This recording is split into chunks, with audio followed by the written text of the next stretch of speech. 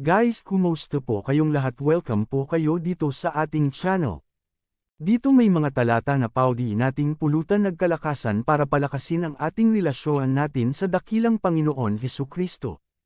Ito po ang Bible verses na ating matutunghayan sa ngayon, kaya pakinggan po natin ayon sa Hebreo Kapitulo 11 versikulo 6. Hindi maaaring kalugdan ng Diyos ang walang pananampalataya sa Kanya, sapagkat ang sinumang lumalapit sa Diyos ay dapat sumampalatayang may Diyos at Siya ang nagbibigay ng gantimpala sa mga humahanap sa Kanya.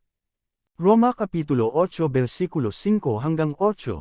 Sapagkat ang mga taong namumuhay ayon sa kanilang makasalanang pagkatao ay walang ibang iniisip kundi ang nais ng kanilang pagkatao.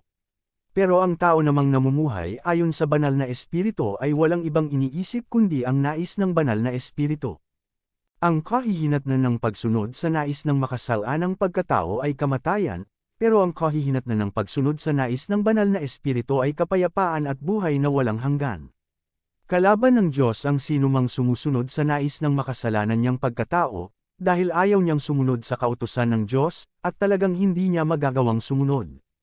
Kaya ang mga taong nabubuhay ayon sa kanilang makasalanang pagkatao ay hindi maaaring kalugdan ng Diyos.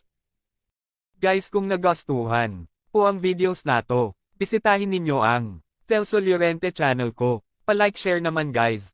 Follow natin at subscribe. And papindot na din ang bell. Maraming salamat po.